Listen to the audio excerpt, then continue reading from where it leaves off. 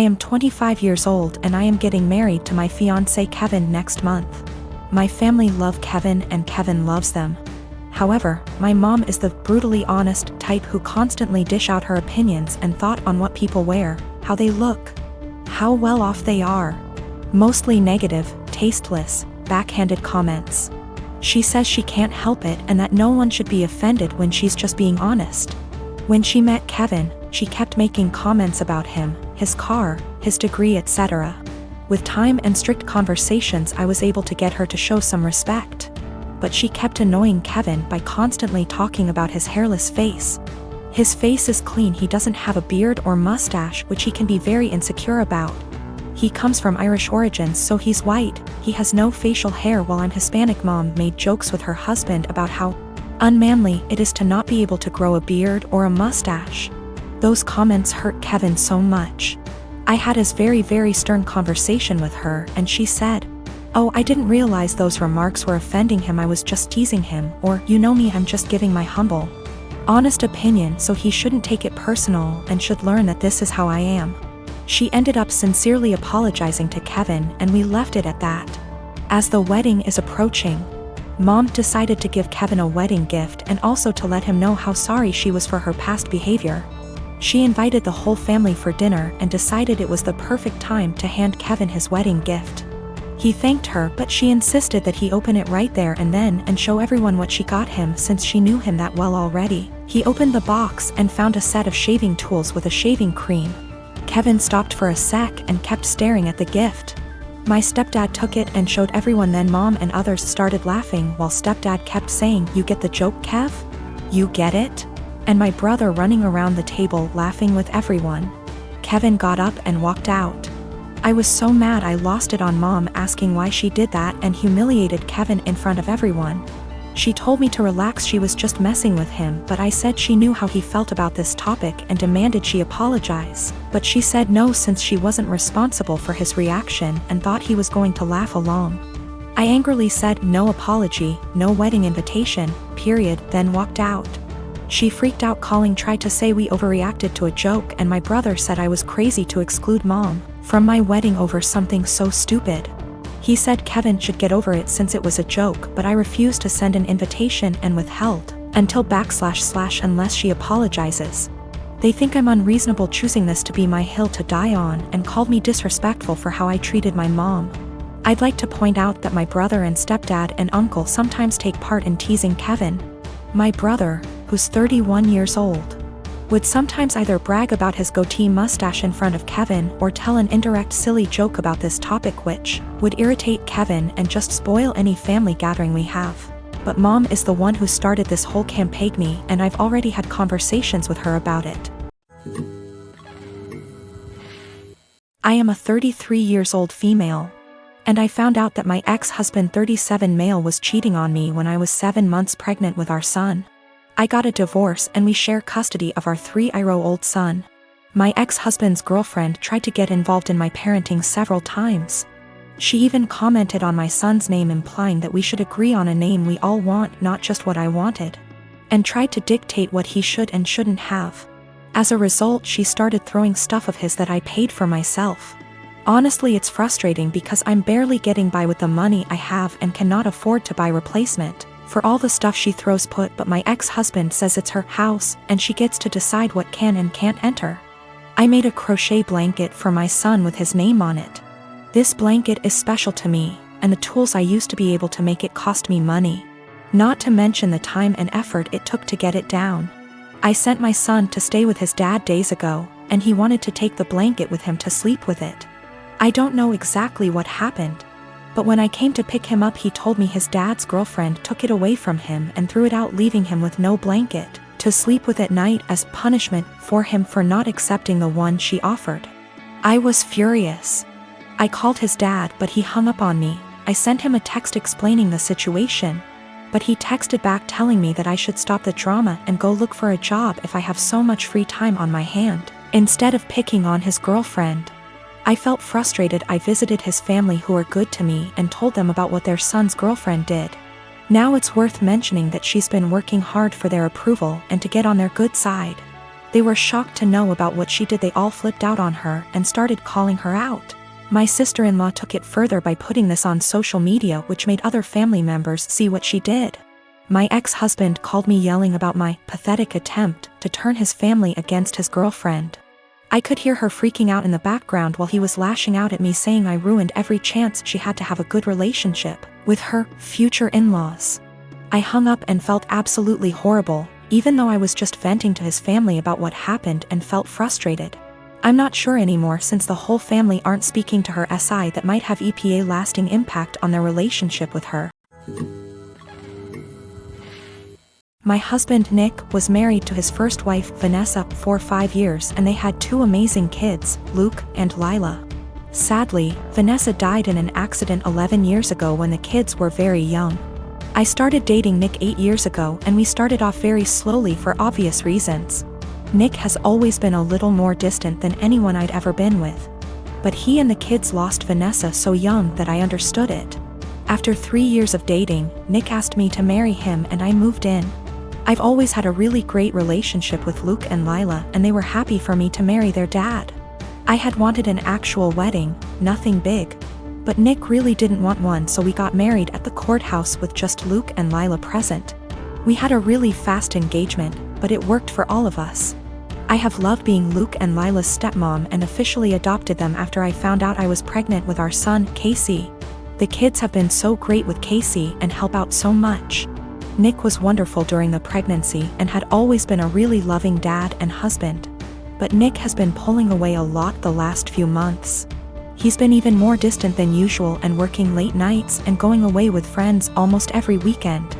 I've tried talking to him, but he's been impatient with both me and the kids. I found out I was pregnant in June and am now 21 weeks pregnant with a girl. The kids are excited to have a little sister, but Nick just seems so indifferent to everything and everyone. He's been missing soccer games, Lila's birthday, doctor's appointments, etc. Casey is too young to notice, but Luke and Lila are so hurt by their dad's absence. These kids are so good and they lost their mom so young, and I'm infuriated that Nick is ignoring the kids like this. Last week, I finally sat Nick down and told him that he needs to stop disappearing and be more present in our lives. We're going to have another child soon, and before we know it, Luke and Lila will be grown up and going to college. After an hour of arguing, he screamed at me that he wished Vanessa was still alive and that I had switched places with her and died instead. He also threw in some awful comments that I need to stop pretending I'm Luke and Lila's real mom and that I'm only half the mom Vanessa was. The final straw was him saying that he never even wanted any kids with me, but did it so I'd keep busy and leave him alone. I'm so beyond hurt right now. I know I'm just his second choice. But I've always tried to honor Vanessa and tell Luke and Lila how lucky they were to have her as their mom. I love all of our kids more than anything, and I'm just so heartbroken. Nick barely pays attention to Casey now and doesn't even acknowledge the pregnancy. He somewhat apologized this weekend and took all 3 kids to lunch, but he won't even look me in the eye. He seems like he wants to talk, but he doesn't say anything, and I'm too upset to even be near him. I'm not sure where to go from here. Honestly, I can't even be around Nick right now, and if there weren't any kids involved, I'd leave and never look back. I'm not sure if he's cheating or the thought of a 4th child is stressing him out. But I'm devastated and not sure how or why I should save this marriage, besides doing it for the kids. Ex and I had way too young. We're friendly co-parents. One big rule we share is if our daughter breaks something, she pays for it. Now, sis and I are the only grandkids. Aunt never married. Instead, she worked with GMA and GPA at their Seams Tri-store, and took it over when they retired. Sis's girlfriend proposed last year. GPA offered to make FSIL a custom suit, which she was over the moon about. GMA had me ask Sis what her dream dress was and record the convo. Sis, thinking it was just between us, told me in great detail what her dream dress was, though said it was way too expensive. So she would get something much cheaper. Well, a few months later GMA surprised Sis with her dream wedding dress. It FOT perfectly and everyone cried. Sadly, GMA recently passed away, which hit us all hard.